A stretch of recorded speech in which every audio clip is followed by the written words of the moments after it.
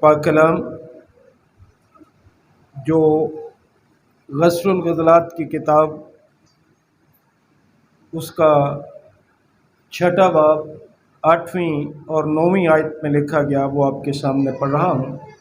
غسل الغسلات کی کتاب اس کا 6واں باب 8ویں اور 9ویں آیت۔ 60 رانیاں اور 80 حرمیں اور بے شمار کنواریاں بھی ہیں، پر میری کبوتری میری پاکیزہ بے نظیر ہے۔ وہ اپنی ماں کی اکلوتی، وہ اپنی والدہ کی لاڈلی ہے۔ بیٹیوں نے اسے دیکھا اور اسے مبارک کہا، رانیوں اور حرموں نے دیکھ کر اس کی ستائش کی۔ خداوند کی برکت اس کے پاک کلام کے پڑھے اور سنے جانے پر ہو، آمین۔ آئیے اپنے سروں کو خداوند کے حضور جھکائے اور دعا مانگ۔ خداوند خدا قادر مطلق جلالی آسمانی باپ، دل کی گہرائیوں سے تیری شکر گزاری کرتے ہیں، تیری ساری مہربانیوں کے لیے، تیرے پیار کے لیے، آج کے اس خوبصورت دن کے لیے جس میں تیرے لوگ تیری عبادت اور پرستش کے لیے اکٹھے ہیں۔ ہماری منت ہے خداوند کہ تو اپنے کرم سے نواز، تاکہ تیرے روح القدس کے وسیلے سے خداوند تیرا پاک کلام سنایا جائے، سنا جائے، سمجھا جائے اور اس پر عمل کیا جائے۔ تیرا ادنا خادم اپنی تمام کوتاہیوں، خامیوں اور کمزوریوں کا اقرار کرتے ہوئے تیرے حضور حاضر ہے۔ اس بات کا اقرار بھی خداوند کرتا ہوں کہ میرا علم، عقل دونوں ناقص ہیں، تو اپنے کرم سے نواز کے روح القدس کی رہنمائی میں لے۔ ہم سبوں کو سننے والے کان اور قبول کرنے والا دل عطا کر، پاک روح کے وسیلے سے قائل ہو کر خداوند تیرے کلام کو دل میں جگہ دیں اور اس پر عمل کریں۔ عبادت کا سارا وقت تو ہمارے ساتھ ہو، یسوع مسیح کے نام سے آمین۔ میں نے پہلے بھی 1-2 مرتبہ اس بات کا ذکر کیا تھا کہ مجھے آج تک سمجھ نہیں آئی کہ بہت سے لوگ یہاں تک کہ جو اپنے آپ کو خادم کہلاتے ہیں، وہ بھی اس کتاب کو پڑھنے سے اور اس کتاب میں سے پیغام دینے سے گریز کرتے ہیں۔ ہمارے گھروں میں اکثر اس کتاب کو نہیں پڑھا جاتا، جو کہ افسوس کی بات ہے۔ جہاں ہم یہ تسلیم کرتے ہیں کہ پیدائش کی کتاب سے لے کر مکاشفہ کی کتاب تک یہ سارا خدا کا پاک کلام ہے، تو پھر اس کتاب کے ساتھ امتیازی سلوک کیوں کیا جاتا ہے؟ یا تو پھر کہیں نہ کہیں ہمارے دماغ میں یہ ہے کہ یہ خدا کا کلام نہیں ہے۔ اگر خدا کا کلام ہے، جو کہ ہے، تو پھر ہم اس سے گریزاں کیوں رہتے ہیں؟ اسے پڑھنے سے، اس پر منادی کرنے سے۔ بہرحال آج جو میرا پیغام ہے، جو آپ نے ان آیات میں دیکھا جو کچھ لکھا ہے، اور پھر ہم نے سب نے مل کر 8ویں آیت سے 13ویں آیت تک پڑھا تھا، ان آیات میں اور خاص طور سے 8ویں اور 9ویں آیت میں ہم دیکھتے ہیں کہ دلہا جسے محبوب بھی کہا گیا اس کتاب میں، اس خاتون سے، اس عورت سے خوش ہوتا ہے جس سے وہ پیار کرتا ہے، جس سے وہ محبت رکھتا ہے، اور وہ اس بات پر زور دیتا ہے کہ کوئی اور اس کی محبوبہ یا اس کی پیاری کی مانند نہیں ہے۔ اس کی محبوبہ باقی تمام پر فضیلت رکھتی ہے۔ یہ ان آیات میں محبوب کا اس خاتون کے لیے جس سے وہ محبت رکھتا ہے کہنا۔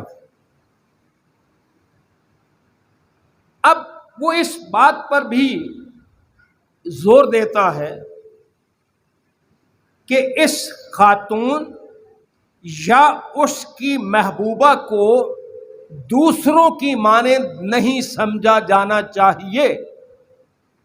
اور یہ بات کان کھول کر سنیں کہ خدا کی مسیح یسوع کی بطور دلہا یہ خواہش ہے، وہ یہ چاہتا ہے کہ اس کی محبوبہ کو، اس کی کلیسیا کو دوسروں کی مانند نہ سمجھا جائے،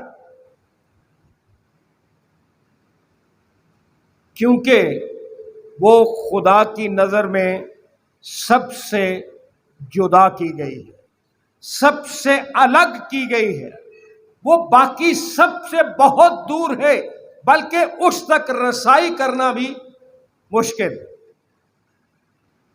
اور یہ بھی کہ وہ اپنی ذات میں، اس کی محبوبہ جو کلیسیا ہے وہ اپنی ذات میں اکیلی ہے، اور کوئی اور اس کی مانند نہیں ہے. دلہا اسے باقی تمام رانیوں پر اور حرموں پر، حرم کا مطلب ہوتا ہے کنیز جو رکھی ہوتی ہے، لاؤنڈی جس کو کہتے ہیں، دلہا جو ہے وہ باقی تمام رانیوں، ملکہ جو جس کو کہتے ہو، رانیوں اور حرموں، بلکہ یہاں تک کہ کنواریوں پر بھی فضیلت دیتا. عزیز بھائیوں اور عزیز بہنوں، دنیا کی تنظیمیں جو ہیں، دنیا کے ادارے جو ہیں، مشنیں کہہ لیجیے، یسوع مسیح کی کلیسیا کے مقابلے میں ایسی ہی ہیں. میں بات پھر ایک دفعہ دوہرا رہا ہوں، اور مجھے اس بات میں کوئی عار نہیں ہے یہ کہنے میں کہ دنیا کی تنظیمیں، دنیا کے ادارے خداوند یسوع مسیح کی کلیسیا کے مقابلے میں حرمیں ہیں، کنیزیں ہیں، رانیاں ہیں، کنواریاں ہیں، لیکن اس جیسا کوئی دوسرا نہیں. بہت سی تنظیمیں اپنے اسی گاؤں میں دیکھ لیجیے، اپنے شہروں میں دیکھ لیجیے، بہت سی تنظیمیں، بہت سے ادارے اپنے آپ کو کلیسیا کے لقب کا حقدار سمجھتے ہیں، بلکہ دعویٰ کرتے ہیں کہ وہی سچی اور حقیقی کلیسیا ہے. لیکن ان میں سے کوئی ایک بھی الہی انتظام قائم کرنے کے قابل نہیں ہے. اگر کوئی الہی انتظام کرنے کے قابل ہے، وہ صرف خداوند یسوع مسیح کی دلہن، اس کی محبوبہ یعنی کلیسیا ہی ہے. اور پھر زور دے رہا ہوں کہ کلیسیا صرف ایک ہی ہے. آگے چل کر ہم دیکھیں گے کہ کس طرح سے خداوند نے اسی بات پر زور دیا. حرموں پر، کنیزوں پر، رانیوں پر، کنواریوں پر اس کو ترجیح دی گئی ہے، اس لیے کہ وہ بے نظیر، اس جیسی کوئی دوسری ہے ہی نہیں ہے. اس غزل الغزلات کی کتاب میں کنواری جو ہے، شلمیت جس کا نام ہے، آگے چل کر 13ویں آیت میں اس سے محبت اور چاہت کا اظہار کیا جاتا ہے، جو کہ یسوع مسیح کی نئے عہد نامے کی کلیسیا سے محبت کی علامت ہے. یہ محبت جو ہے نئے عہد نامے کی کلیسیا کے ساتھ محبت، چاہت اور پیار کی علامت. پہلی بات اب جو کہنا چاہتا ہوں، 8ویں آیت اگر آپ نے غور سے سنی ہو، 60 رانیاں، اس کا مطلب یہ نہیں ہے صرف کہ 50 اور 10 60، بلکہ مطلب یہ تھا کہ بہت سی رانیاں ہیں. پھر اگر ہم ان رانیوں کو دنیا کے اداروں یا اس دنیا کی تنظیموں کے تناظر میں یا ان کے مقابل دیکھیں تو پھر ہمیں سمجھ آ سکتی ہے کہ بہت سے ادارے، بہت سی تنظیمیں اپنی اپنی خدمت کے لحاظ سے شاید بہت اچھے ہوں گے، ان کی تعریف کرنی چاہیے، لیکن بات کلیسیا کی ہے، بات ایک ہی دلہن کی ہے۔ یہ رانیاں جو ہیں ان کو اگر مشنیں کہہ لیا جائے تو میں سمجھتا ہوں کہ کوئی حرج کی بات نہیں ہے، اور بہت سی تنظیمیں، بہت سی مشنیں بڑی اعلیٰ خدمت انجام دے رہے ہیں، لیکن ذہن میں رکھنے والی بات یہ ہے کہ ان تنظیموں کا، ان مشنوں کا، ان اداروں کا مقابلہ کسی صورت بھی کلیسیا سے نہیں کیا جا سکتا۔ وہ کلیسیا جو یسوع مسیح نے آج سے 2000 سال سے بھی زیادہ عرصہ ہوا خود قائم کی تھی، اور بہت سے لوگ اب کسی مشن کو پوچھ لیجیے، کسی تنظیم کو پوچھ لیجیے، بہت سے یہ دعویٰ کرتے ہیں، بلکہ سارے یہ دعویٰ کرتے ہیں کہ ان کی بنیاد بائبل مقدس پر ہے، جبکہ ایسا ہے نہیں۔ ہم انسانوں کی بنائی ہوئی تنظیمیں جو ہیں ان کو نئے عہد نامے کی کلیسیا کی طرح حقیقی عزت اور اختیار سے منسوب نہیں کر سکتے۔ دنیا کی تنظیمیں، تمام کی تمام تنظیمیں، تمام کی تمام مشنیں، تمام کے تمام ادارے مل کر بھی ہمارے خداوند یسوع مسیح کی کلیسیا کی جگہ نہیں لے سکتے، اور نہ وہ کچھ کر سکتے ہیں جس کام کے لیے خداوند نے اپنی کلیسیا قائم کی تھی، یا جو خداوند یسوع مسیح کی دلہن کر سکتی ہے وہ کوئی اور ادارہ یا کوئی اور تنظیم کسی صورت بھی نہیں کر سکتی۔ بعض اوقات ہم یہ سمجھتے ہیں کہ کسی خاص مشن یا تنظیم کا رکن ہونا جو ہے وہ ایسے ہی ہے جیسے نئے سرے سے پیدا ہونا، یا نئے عہد نامے کی کلیسیا کا رکن بن جانا۔ ایسی کوئی بات کلام مقدس میں بیان نہیں کی گئی۔ بہت سے لوگ یہ سمجھتے ہیں کہ ہم چونکہ فلاں مشن کے ممبر ہیں اس لیے ہم نجات یافتہ ہیں، ہم ہی ہیں جو درست راہ پر ہیں، ہم ہی ہیں جو بائبل مقدس کی درست تعلیم مانتے ہیں۔ اس کے بعد 60 رانیوں کے بعد نمبر بڑا ہو گیا، 80 حرمیں، جن کو کنیزیں یا لونڈیاں کہتے ہو۔ 60 رانیاں ہیں اور ان کے ساتھ 80 حرمیں ہیں۔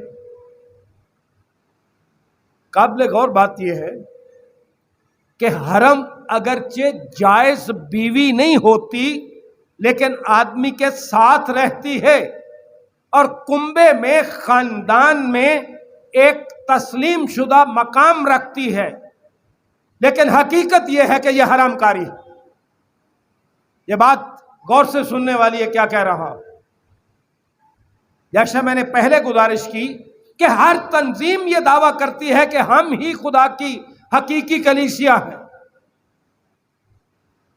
لیکن مجھے یہ کہنے میں کوئی عار نہیں ہے، کوئی شرم نہیں ہے کہ بہت سی تنظیمیں ان رانیوں اور ان حرموں کی مانند ہیں جو یہ چاہتی ہیں کہ خدا کے خاندان میں انہی کا مقام ہے، لیکن عزیزو، خداوند یسوع مسیح نے نہ کبھی کوئی حرم رکھی اور نہ کلام مقدس میں ایسا کچھ بیان کیا گیا ہے۔ اس کی ایک ہی دلہن ہے، ایک ہی کلیسیا ہے جسے اس نے خود قائم کیا۔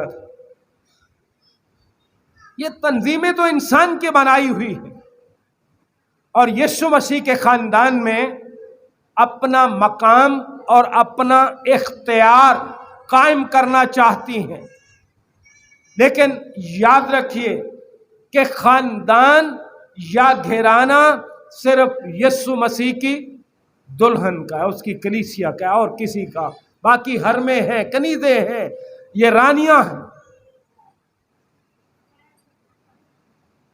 اور خداوند یسوع مسیح بطور دلہا کسی صورت بھی اجازت نہیں دیتا اور نہ دے گا کہ وہ اپنا، اس کی دلہن جو ہے، اس کی کلیسیا جو ہے، وہ اپنا حق یا پیار روحانی فاحشہ کے ساتھ بانٹے۔ روحانی فاحشہ کون ہے؟ وہ تنظیمیں جو اس کے نام سے قائم ہوتی ہیں لیکن ان کا اس کے ساتھ دور دور کا بھی واسطہ نہیں ہوتا، نام اسی کے سے قائم ہوتی ہیں۔ پھر تیسری بات یہاں لکھی ہے، بے شمار کنواریاں، 60 رانیاں ہیں، 80 حرمیں ہیں اور بے شمار رانیاں۔ اب نمبر بے شمار ہو گیا۔ کنوارپن جو ہے یہ اخلاقی پاکیزگی کی حالت ہے اور غیر آلودگی کی حالت ہے۔ انسانی تنظیمیں ہو سکتا ہے کہ ان مقاصد کے لیے قائم کیے گئے ہوں، جو کہ مقاصد بظاہر اچھے ہیں، صاف ستھری زندگی کے لیے بھی ادارے قائم ہیں، ایسی مشنیں بھی ہیں جو صرف صفائی ستھرائی پر ہی دھیان دیتی ہیں، جسمانی صحت پر ہی دھیان دیتی ہیں، عظیم خیالات یا عظیم نظریات کے لیے قائم کی گئی ہوں۔ ہو سکتا ہے کہ یہ ادارے عمومی طور پر انسان کی ترقی، بہبود اور بہتری کے لیے قائم کیے گئے۔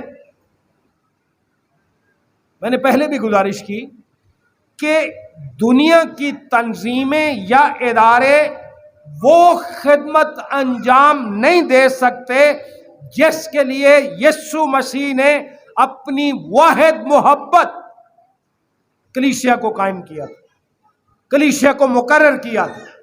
کوئی تنظیم یا ادارہ اس کی جگہ نہیں لے سکتا۔ رانیاں، حرمیں اور کنواریاں تو بہت مل جائیں گی، لیکن کوئی بھی خداوند یسوع مسیح کی چنی ہوئی محبوبہ یعنی کلیسیا کی مانند نہیں۔ اس کی چنی ہوئی کلیسیا کے علاوہ باقی سب حرمیں ہیں، کنواریاں ہیں اور رانیاں۔ مجھے اور آپ کو دیکھنا یہ ہے کہ خداوند کے خاندان میں بطور شخص واحد، بطور خاندان، بطور کلیسیا ہم کہاں کھڑے ہیں؟ کیا ہم حقیقت میں اس کی کلیسیا ہیں، اس کی دلہن ہیں؟ میں نے پہلے گزارش کی کہ صرف کلیسیا ہی خداوند یسوع مسیح نے قائم کی ہے، باقی تنظیمیں سب انسان کی بنائی ہوئی ہیں۔ نئے عہد نامے کی حقیقی کلیسیا ہی یسوع مسیح کی شخصی خدمت کے تحت اپنے آغاز کا دعویٰ کرنے کی حقدار ہے، اور کوئی ہے نہیں۔ چوتھی بات، 9ویں آیت میں چلتے ہیں، جو آج کا حقیقی زور ہے میرا کہ دلہن صرف ایک ہے۔ 9ویں آیت کا شروع یوں ہے، پر میری کبوتری میری پاکیزہ بے نظیر ہے۔ بے نظیر کا کیا مطلب ہوتا ہے؟ جس کی کوئی مثال نہ ہو، جس کی مانند کوئی اور نہ ہو۔ مطلب یہ کہ اس کی محبوبہ، اس کی کلیسیا ایک ہی ہے، وہ بے نظیر ہے، کوئی اس کی مانند نہیں ہے۔ اگر کوئی اس کی مانند ہونے کا دعویٰ کرتا ہے تو وہ रानी हो सकती है, हरम हो सकती है, या कुंवारी हो सकती है। वो मिशनें, वो चर्चेज यीशु मसीह की बरकतों से फायदा जरूर उठाते हैं, अपनी परवरिश उस रूहानी खुराक से करते हैं और अपने दुनियावी मकासद के लिए दुल्हा का नाम इस्तेमाल करते हैं, लेकिन दर हकीकत वो उसकी दुल्हन है नहीं, और उससे इख्तियार पाने का दावा करते हैं, बड़े बड़े दावे करते हैं, लेकिन अफसोस कि कभी बतौर दुल्हन उसके नाम के साथ वो जुड़े नहीं, कभी उस बतौर दुल्हन उससे मंसूब नहीं हुए। ऐसी मिशनें और ऐसे चर्चेज के बारे, उनके पेशवाओं के बारे खुदावंद यीशु मसीह ने पहले ही फरमा दिया था। मत्ती रसूल की मार्फत इंजील उसका 6 बाब निकालिए जरा। मत्ती रसूल की मार्फत खुदावंद की इंजील और 6 बाब में खुदावंद ने पहले ही ये फरमा दिया था। 15वीं आयत से पढ़ रहा हूं।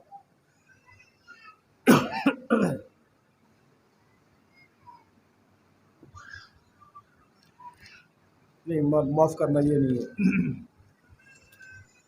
मेरा ख्याल है 16वां बाब होगा, मैं लिखने में गलती कर गया।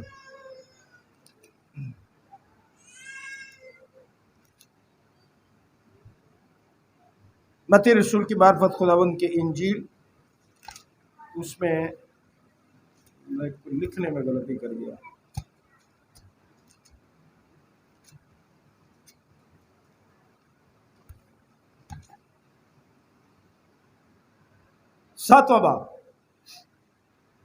सातवें बाब की 15वीं आयत से लिखे है, झूठे नबियों से खबरदार रहो जो तुम्हारे पास भेड़ के भेष में आते हैं मगर बातन में फाड़ने वाले भेड़िए हैं।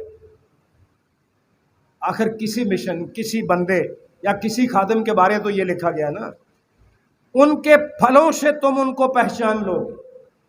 क्या झाड़ियों से अंगूर या ऊंट के टारों से इंजीर तोड़ते हैं? इसी तरह हर एक अच्छा दरख्त अच्छा फल लाता है और बुरा दरख्त बुरा फल लाता है। अच्छा दरख्त बुरा फल नहीं ला सकता, न बुरा दरख्त अच्छा फल ला सकता है। जो दरख्त अच्छा फल नहीं लाता वो काटा और आग में डाला जाता है।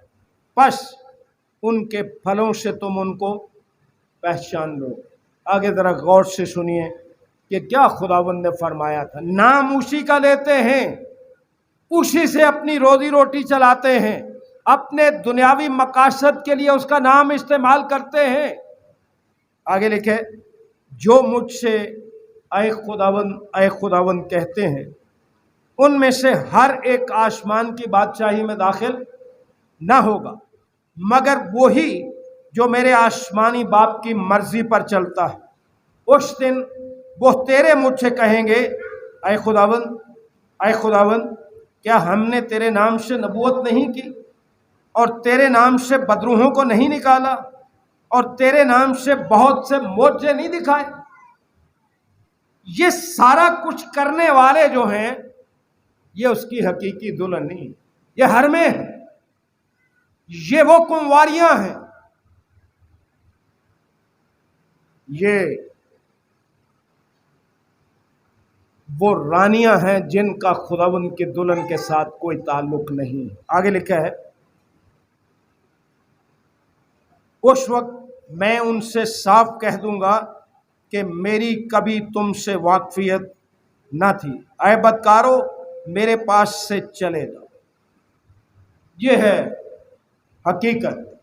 अब हम जब कहते हैं कि जी हमारी मिशन ही दुरुस्त है, हमारी तालीम ही दुरुस्त है, मेरे दावे का कोई फायदा नहीं है, किसी और के दावे का कोई फायदा नहीं है, क्योंकि फैसला हमने नहीं करना कि हमारे कहने से यह हो जाएगा जी कि हम हकीकी दुल्हन है खुदावंद की। फैसला किसने करना? खुदावंद। इन्होंने तो दावा किया کہ ہم نے تیرے نام سے نبوت کی, ہم تجھے اے خداوند کہتے رہے, بدروحوں کو نکالا, تیرے نام سے معجزے دکھائے. کیا اس طرح کہنے سے کوئی اس کی دلہن ہو جاتا؟ ہرگز نہیں. خداوند نے تو صاف کہہ دیا, ان سے صاف کہہ دوں گا کہ میری کبھی تم سے واقفیت نہ تھی. ہم اس کے ہونے کا دعویٰ کرتے ہیں, وہ کہتے ہیں اے بدکارو میرے پاس سے چلے جاؤ.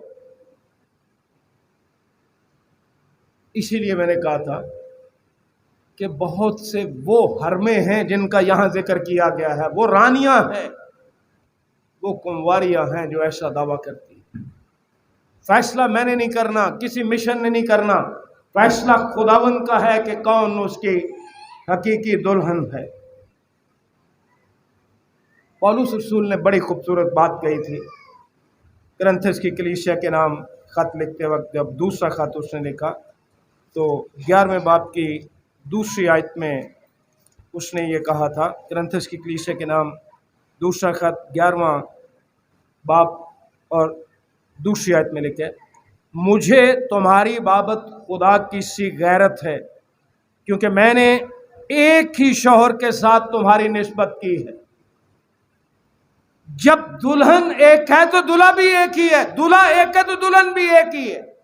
یہی رسول کہہ رہا ہے کہ میں نے ایک ہی شوہر کے ساتھ تمہاری نسبت کی ہے. ہم نے تو پتہ نہیں کتنے بنا لیے, اسی لیے روحانی طور سے ہم حرام کار.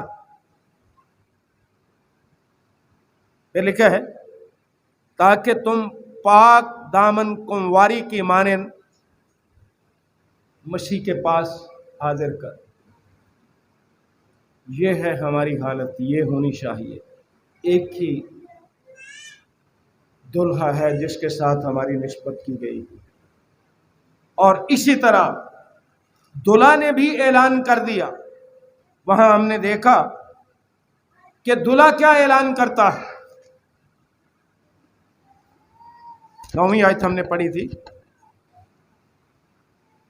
لکھا ہے پر میری کبوتری میری پاکیزہ بے نظیر ہے. میں بار بار کہہ رہا ہوں کہ اس کی کوئی نظیر نہیں ہے, اس کی مانند اور کوئی نہیں ہے, ایک ہی کلیسیا ہے,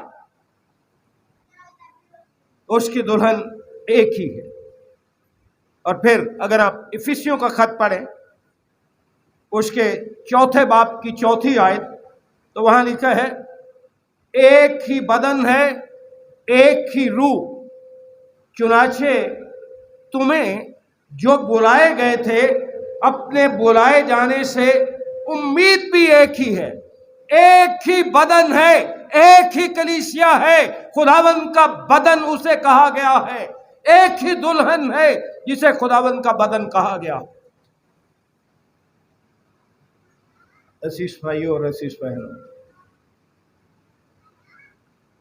اسی کلیسیا کے لیے, اسی واحد دلہن کے لیے متی رسول کی معرفت انجیل کا 16واں باب پڑھیں 18ویں آیت میں تو پطرس سے خداوند نے بات کی تھی.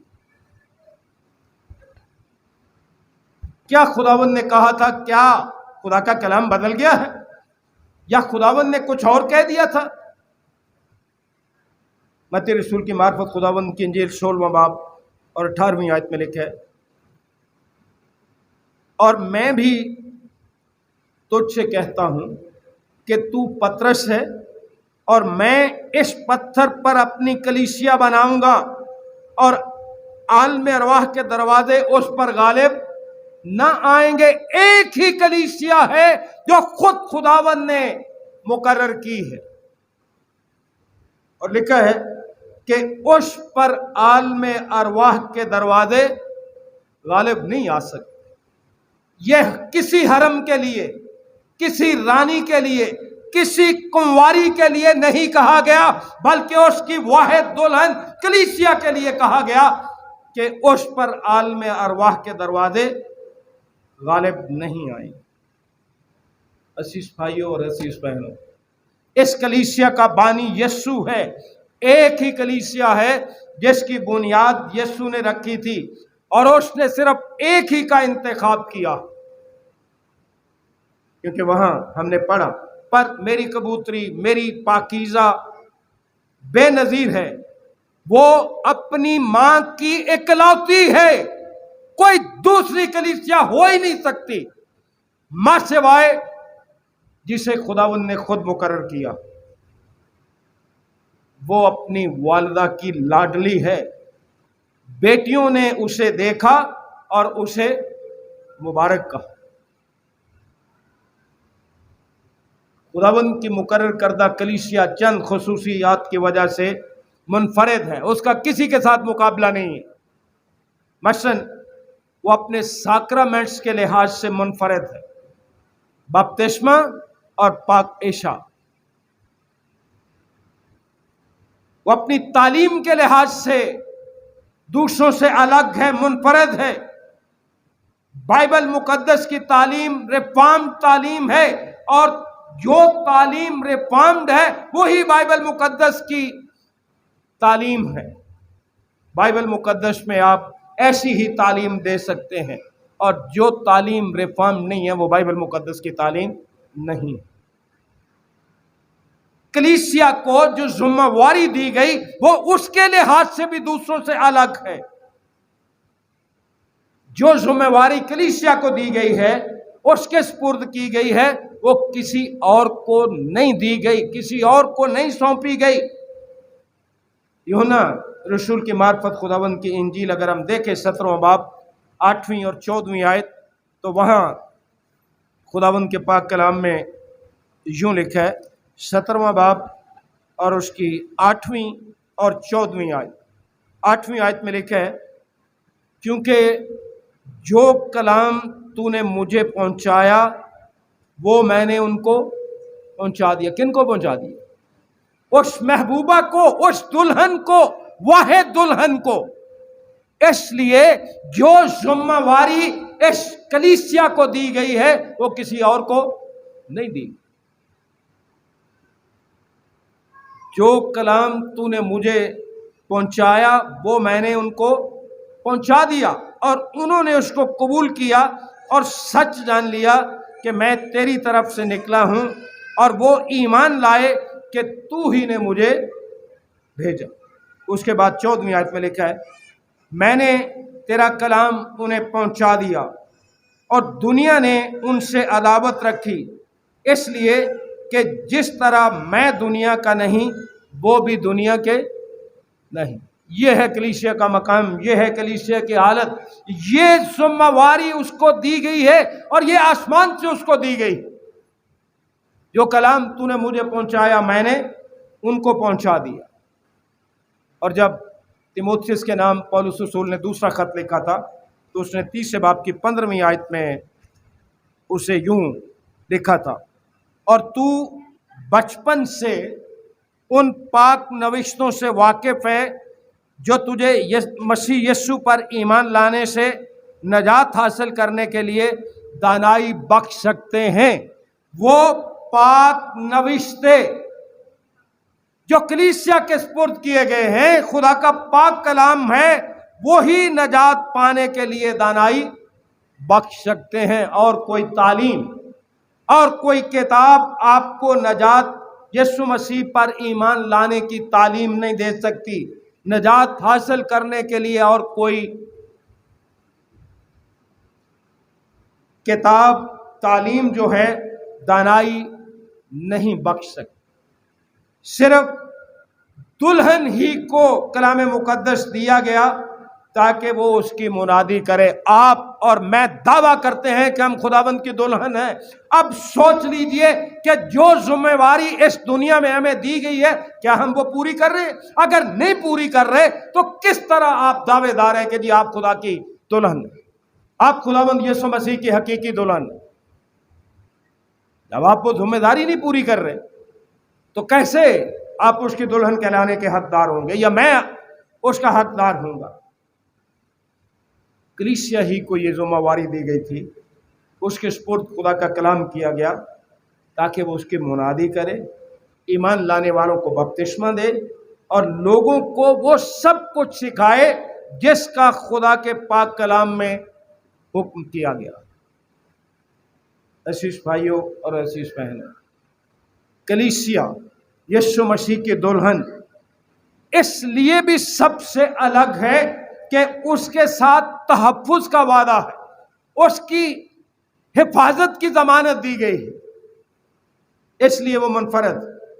ابلیس کی تمام قوتیں مل کر بھی یسوع مسیح کی دلہن کلیسیا کو تباہ کرنے کی صلاحیت نہیں رکھتی، اور کبھی ایسا کر بھی نہیں سکیں گی۔ تاریخ پڑھ کے دیکھ لیجئے، بائبل مقدس پڑھ کے دیکھ لیجئے کہ جس دن سے کلیسیا قائم ہوئی ہے اس دن سے آج تک اسے ختم کرنے کی کوشش کی گئی، لیکن یہ نہیں ختم، بلکہ یہ کوششیں دنیا نے اور تیز کر دیں۔ اور خداوند کا شکر کیجئے کہ جتنی دنیا، ابلیس اور اس کے لوگوں نے خداوند کی دلہن کلیسیا کو ختم کرنے کی کوششیں تیز کی، اسی تیزی کے ساتھ خداوند یسوع مسیح کو قبول کرنے والوں میں بھی اضافہ ہوتا رہتا۔ یہ اس کی مہربانی ہے، اس کا فضل، کیونکہ ابلیس اور اس کی قوتیں اس کی کلیسیا کو ختم نہیں کر سکتی۔ آج بھی کلیسیا اپنے تمام دکھوں، اپنی تمام ادارثانیوں، اپنی تمام مصیبتوں کے باوجود خدا کے فضل اور رحم سے ترقی کر رہی ہے۔ اور کیا خوبصورت وعدہ کہ یسوع مسیح نے اس بات کی ضمانت دی ہے کہ عالم ارواح کے دروازے اس پر غالب نہ آئیں۔ میں تو ہمیشہ کہتا ہوں کہ یہ کلیسیا جو ہے، خداوند جسے اپنی دلہن کہتا ہے، یہ اس جلتی ہوئی جھاڑی کی مانند ہے جو موسیٰ نے دیکھی تھی۔ وہاں کیا دیکھا اس نے؟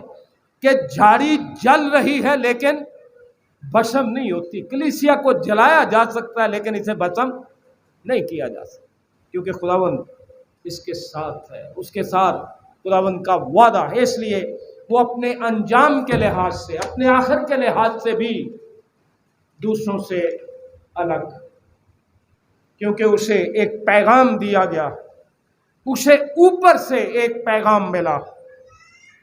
اس لحاظ سے کلیسیا اس دنیا میں ایک اہم مقام رکھتی۔ اس کے ساتھ ساتھ ایک اور بات بھی آپ کو بتانا چاہتا ہوں۔ اس دنیا میں رہتے ہوئے کلیسیا یا وہ دلہن جو ہے وہ کامل نہیں ہو سکتی۔ کیوں بلا؟ کیونکہ یہ خطا کار لوگوں پر مشتمل ہے۔ پولس رسول نے کیا کہا تھا کہ جو کام میں نہیں کرنا چاہتا وہ مجھ سے ہو جاتا۔ یہ خطا کار لوگوں پر مشتمل ہے، اس لیے اس دنیا میں رہتے ہوئے تو وہ کامل نہیں ہو سکتی۔ لیکن افسیوں کا خط جب آپ پڑھتے ہیں 5ویں باب کی 26ویں اور 27ویں آیت، تو وہ وقت آئے گا، وہ وقت آئے گا جب وہ اپنے دلہا کے سامنے بغیر داغ اور جھری کے پیش کی جائے گی۔ کوئی خطا نہیں رہے گی، کوئی خامی، کوئی کمزوری اس میں نہیں رہے گی۔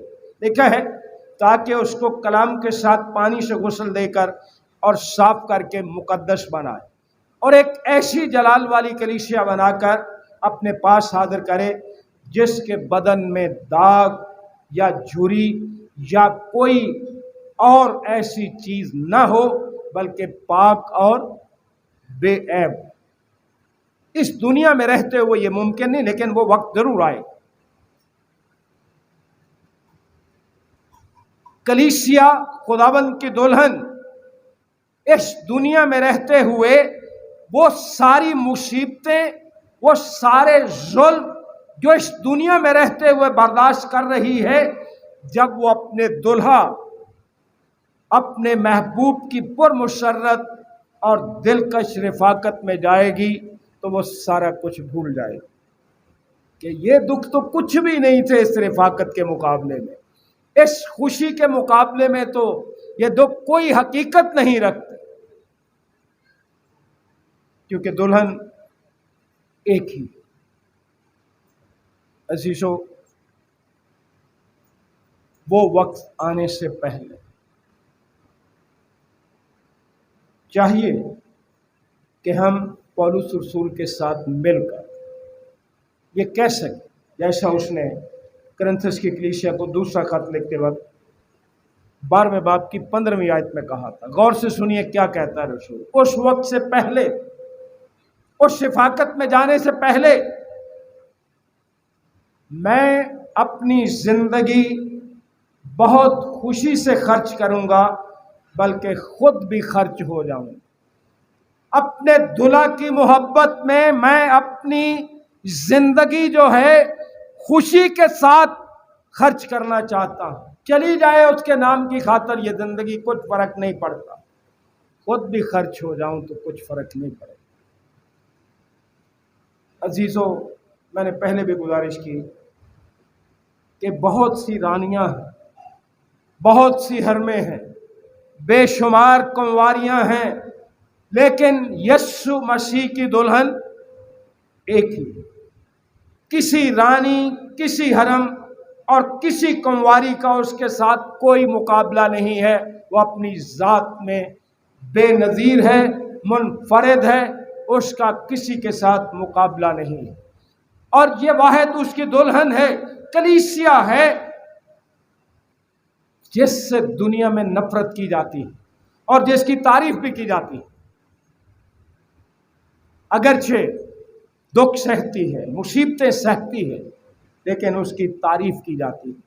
کیونکہ 9ویں آیت میں لکھا ہے، 6 باب کی 9ویں آیت میں غزل و غزلات کی کتاب کے، بیٹیوں نے اسے دیکھا اور اسے مبارک، اسے ستایا بھی جاتا ہے لیکن اس کی تعریف بھی کی جاتی ہے. رانیوں اور حرموں نے اسے دیکھ کر اس کی ستائش کی. عزیز بھائیوں اور عزیز بہن، مکاشفہ کی کتاب میں سے 19واں باب پہلی 3 آیات غور سے سنیے کیا لکھا ہے، اور پھر 6 سے 8ویں آیت آپ کے لیے پڑھ کر اس پیغام کو ختم کر رہا ہوں. دیکھیے کیا ہوگا. لکھا ہے، ان باتوں کے بعد میں نے آسمان پر گویا بڑی جماعت کو بلند آواز سے یہ کہتے سنا کہ ہلیلویا، نجات اور جلال اور قدرت ہمارے خدا ہی کی ہے، کیونکہ اس کے فیصلے راست اور درست ہیں.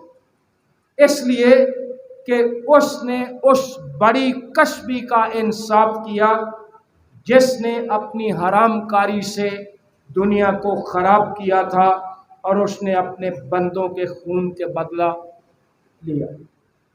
پھر آگے لکھا 6 سے 8. پھر میں نے بڑی جماعت کی سی آواز اور زور کے سے پانی کی سی آواز اور سخت گرجوں کی سی آواز سنی کہ ہلیلویا، اس لیے کہ خداوند ہمارا خدا قادر مطلق بادشاہی کرتا ہے. آؤ ہم خوشی کریں اور نہایت شادمان ہوں اور اس کی تمجید کریں، اس لیے کہ برے کی شادی آ پہنچی. اس سے بڑی دلہن کے لیے اور کیا خوشی کی خبر ہو سکتی. اور اس کی بیوی نے اپنے آپ کو تیار کر لیا. آج میرے لیے اور آپ کے لیے سوچنے کی بات یہ ہے، کیا ہم نے اپنے آپ کو اس کی آمد کے لیے تیار کر لیا؟ لکھے، اور اس کو چمکدار اور صاف مہین کتانی کپڑا پہننے کا اختیار دیا گیا. یہ مہین کتانی کپڑے کی آگے تشریح خود ہی کلام مقدس نے کر دی، کیونکہ مہین کتانی کپڑے سے مقدس لوگوں کی راست بازی کے کام مراد. آج بطور دلہن اپنے آپ کو تیار کر لیجیے، اس لیے کہ برے کی شادی آ پہنچی، اس کی آمد نزدیک ہے. کیا میں اپنی ذات میں، آپ اپنی ذات میں، خاندانی طور پر، کلیسیائی طور پر، شخصی طور پر ہم دعویٰ کر سکتے ہیں کہ ہم اس کی دلہن ہیں؟ ہم پر عالم ارواح کے دروازے غالب نہیں آئیں؟ خداوند آپ سب کو برکت بخشے اور دلہا کے آنے کی پوری تیاری بخشے، تاکہ جس روز وہ آئے تو ہمیں شرمسار نہ ہونا پڑے، بلکہ خوشی کے ساتھ اس کے داہنے ہاتھ ہوں. خداوند آپ سب کے ساتھ اور آپ کو برکت. दुआ मांग। खुदावंद यीशु मसीह में हमारे रहीम बाप, हम बड़ी आजी हलीमी और फरोतनी के साथ तेरे फजल के तख्त के सामने यीशु मसीह के नाम में आए हैं, जो हमारा दुल्हा है, जिसने हमारी खातिर अपनी जान कुर्बान की ताकि हम बच जाएं, ताकि हम अपनी मौत से निकलकर अपनी ज़िंदगी में आ जाएं। तेरे पाक कलाम के लिए तेरी शुक्रगुजारी करते हैं जो तूने अपने नबियों, रसूलों और मुकद्दसीन की मार्फत हम तक पहुँचाया। बख्श दे कि इस पर अमल करने वाले बने। तेरा शुक्र, तेरी तारीफ़ करते हैं कि तेरी एक ही दुल्हन है, एक ही कलीसिया है, एक ही बदन है खुदावंद, और इस कलीसिया को मुकर्रर करने वाला तू। बख्श दे खुदा कि हम तेरे फजल से, तेरी मेहरबानी से, तेरी पाक मर्जी से खुदावंद तेरी दुल्हन, ना कोई हरम और ना रानी बने, बल्कि खुदावंद तेरी कलीसिया तेरी दुल्हन के तौर पर जानी जाए, ताकि हम खुशी कर सकें। और जब तक हम इस दुनिया में हैं, तेरे नाम की खातिर खुशी के साथ दुख, तकालीफ और मुसीबतें बर्दाश्त कर सकें, ताकि तेरी उस रफ़ाकत में दाखिल हों और ये सारा कुछ, हमारे गम, मुसीबतें, दुख भूल जाएं। तेरा शुक्र, तेरी तारीफ़ करते तेरे तमाम वादों के लिए जो सच्चे हैं। बख्श खुदावंद कि तेरी तरफ हमारी निगाह है, और यीशु मसीह के आने के लिए पूरे तौर से तैयारी बख्श दे।